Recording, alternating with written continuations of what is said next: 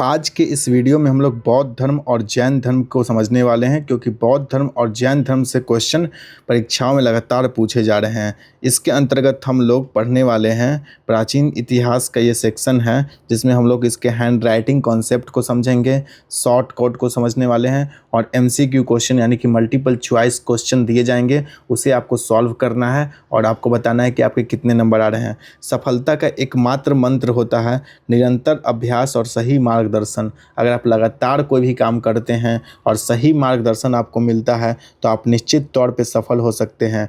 तो इसके लिए आपको क्या करना है, लगातार प्रयास करते रहना है। अब इसके बाद बात करते हैं आपसे। तो यहाँ पर देखिए, सबसे पहले हमारा शुरुआत होता है आधारभूत परिचय से, फाउंडेशन से शुरुआत करेंगे और पहला टॉपिक है बौद्ध धर्म परिचय, बुद्धिज्म परिचय। बौद्ध धर्म विश्व के प्राचीनतम धर्मों में से एक है। अगर विश्व में पुराने धर्मों की बात की जाए तो उसमें बौद्ध धर्म का स्थान आता है, जिसकी स्थापना 6ठी शताब्दी ईसा पूर्व में हुआ था। बौद्ध धर्म के संस्थापक गौतम बुद्ध हैं, जिन्हें लाइट ऑफ एशिया कहा जाता है, और इनका जन्म 563 ईसा पूर्व लुम्बिनी में हुआ था। नेपाल का एक जगह है लुम्बिनी, यहीं पर गौतम बुद्ध का जन्म हुआ था और इनके बचपन का नाम सिद्धार्थ था। एक बार रिपीट करते हैं, दुनिया के प्राचीनतम धर्मों की बात की जाए तो बौद्ध धर्म भी दुनिया के प्राचीनतम धर्मों में से एक है, जिसकी स्थापना 6ठी शताब्दी ईसा पूर्व हुई थी, यानी कि BCE, बिफोर कॉमन एरा की ये बात है। और इसके संस्थापक गौतम बुद्ध थे, जिन्हें लाइट ऑफ एशिया कहा जाता है। अभी भी बौद्ध धर्म के अनुयायियों की संख्या की बात की जाए तो करोड़ों की संख्या में इसके अनुयायी है। इसका जन्म जो हुआ था गौतम बुद्ध का 563 ईसा पूर्व में हुआ था, नेपाल के लुम्बिनी में, और बचपन का नाम इनका सिद्धार्थ था। अब इसके बाद बात करते हैं जैन धर्म का। जैसे बौद्ध धर्म के परिचय को हम लोगों ने समझा, अब हमें समझना होगा जैन धर्म का परिचय। तो जैन धर्म अत्यंत प्राचीन धर्म है, जिसमें 24 तीर्थंकर हुए हैं। पहले तीर्थंकर का नाम ऋषभ देव है, जबकि 24वें और अंतिम तीर्थंकर जो थे वो महावीर स्वामी थे। 23वें तीर्थंकर का नाम पार्श्वनाथ था। जैन धर्म के संस्थापक ऋषभ देव को आदिनाथ के नाम से भी हम लोग जानते हैं। 23वें तीर्थंकर पार्श्वनाथ और वास्तविक संस्थापक या 24वें तीर्थंकर महावीर स्वामी को कहा जाता है। याद रखने का ट्रिक, बुद्ध ने शांति दी, महावीर ने शक्ति दी। दोनों धर्म का उदय वैदिक कर्मकांडों के विरुद्ध हुआ था। अगर हम बात करें ग्रंथ की, तो प्रमुख ग्रंथ त्रिपिटक है। बौद्ध धर्म का प्रमुख ग्रंथ त्रिपिटक है और जैन धर्म का प्रमुख ग्रंथ आगम है। बौद्ध धर्म की भाषा पाली है और जैन धर्म की भाषा प्राकृत है। मोक्ष मार्ग अष्टांगिक मार्ग पर आधारित है और ये त्रिरत्न पर आधारित है। नेक्स्ट अगर हम बात करें तो इसमें आप देखिए, गौतम बुद्ध के जीवन और शिक्षा की अगर हम बात करें तो गौतम बुद्ध का जन्म कमल एवं सांड, ये इसका प्रतीक है। जन्म का प्रतीक क्या है? कमल और सांड। सिंबॉलिक ये है, इससे क्वेश्चन काफ़ी ज़्यादा पूछा जाता है परीक्षाओं में। तो गौतम बुद्ध का जन्म कमल और सांड इसका सिंबल है। गृह त्याग घोड़ा से इंडिकेट होता है। ज्ञान बोधि वृक्ष के नीचे मिला था। गया में एक जगह है जहाँ पे पीपल के पेड़ के नीचे गौतम बुद्ध को ज्ञान की प्राप्ति हुई थी। इसके बाद ये दुनिया में क्या करते हैं? ज्ञान की प्रचार करते हैं, ज्ञान का प्रसार करते हैं। प्रथम उपदेश जो था वो चक्र था और मृत्यु स्तूप। अब इसके बाद बात करते हैं, बुद्ध का जन्म लुम्बिनी में, ज्ञान गया में, उपदेश सारनाथ में और मृत्यु कुशीनगर में हुआ था। अब इससे 4 क्वेश्चन बन जाएंगे। शॉर्ट क्या है? LGSK, इससे आप याद करते हैं। बुद्ध का जन्म लुम्बिनी में हुआ था। नेपाल का एक जगह लुम्बिनी है, यहीं पे बुद्ध का जन्म हुआ था। ज्ञान बुद्ध को गया में मिला, उपदेश सारनाथ में दी और मृत्यु कुशीनगर में हुआ। कुशीनगर उत्तर प्रदेश में है। 4 आर्य सत्यों की बात की जाए तो दुख, संसार दुखों से भरा है।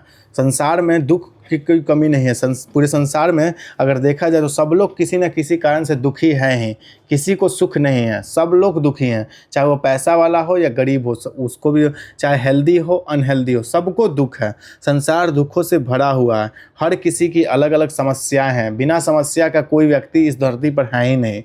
दुख समुदाय, दुख का कारण इच्छा होता है। दुख निरोध इच्छा का त्याग संभव है और दुख निरोध गामिनी प्रतिपदा अष्टांगिक मार्ग द्वारा मुक्ति होता है। बुद्ध ने अपना पहला उपदेश कहाँ दिया था? अब ये क्वेश्चन पूछा जाता है एग्जाम में। बुद्ध ने अपना पहला उपदेश सारनाथ में दिया था, जिसे हम लोग ऋषि पतनम के नाम से जानते हैं। अब इसके बाद हम बात करें प्रमुख बौद्ध संगीतियों की, बौद्धिस्ट काउंसिल की अगर हम बात करें तो प्रथम बौद्ध संगीति 483 ईसा वर्ष पूर्व में हुआ था। जगह है राजगिर, जिसे हम लोग राजगीर के नाम से जानते हैं, वर्तमान नाम इसका राजगीर है। अध्यक्ष इसके महाकश्यप थे और शासनकाल अजातशत्रु के समय में यह हुआ था। फिर से एक बार रिपीट करते हैं, प्रथम बौद्ध संगीति 483 ईसा वर्ष पूर्व में हुआ था। जगह राजगिर है, अध्यक्ष महाकश्यप थे और शासनकाल अजातशत्रु के समय में हुआ था।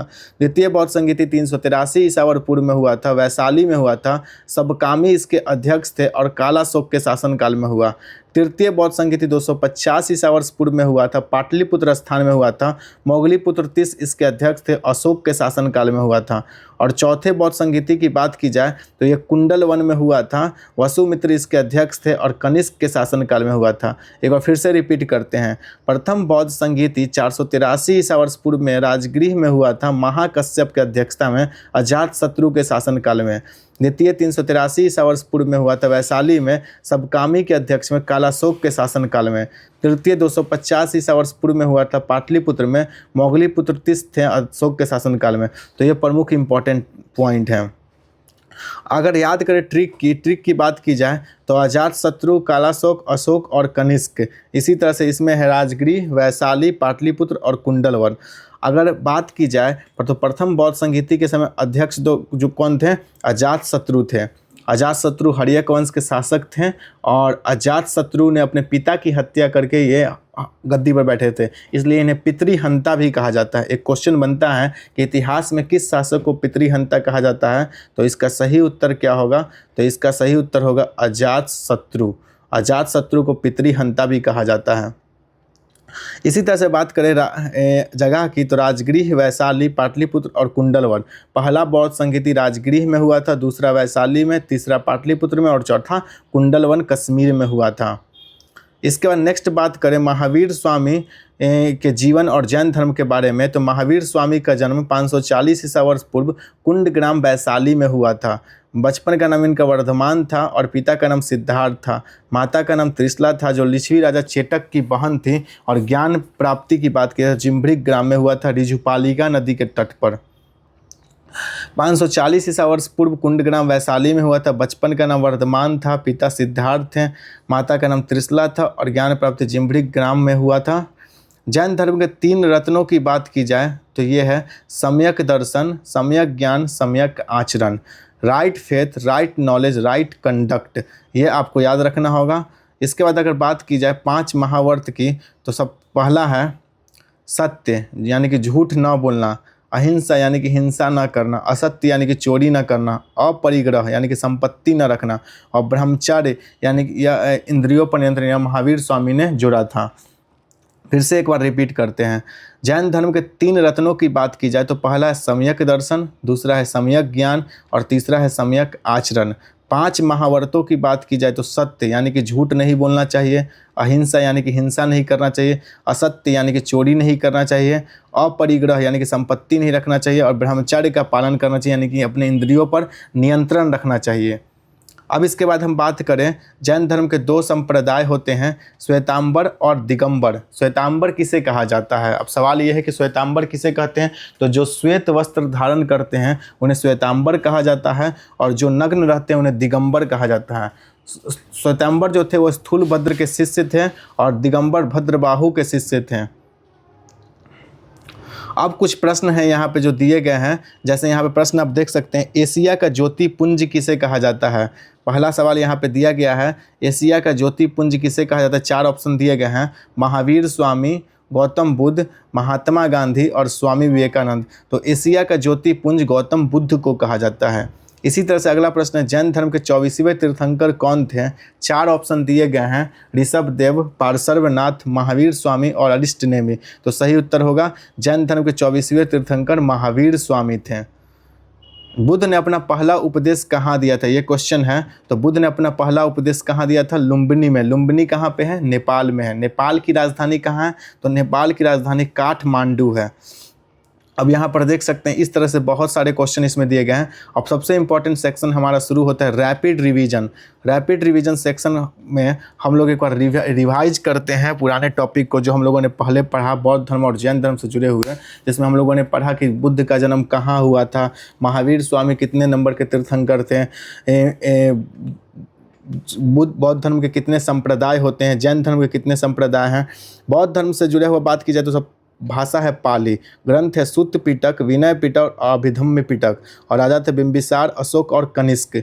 जैन धर्म की बात की जाए तो भाषा है प्राकृत, ग्रंथ है आगम और राजा थे चंद्रगुप्त मौर्य खारवेल। बुद्ध की मृत्यु को महापरिनिर्वाण कहा जाता है और महावीर की मृत्यु को निर्वाण कहा जाता है।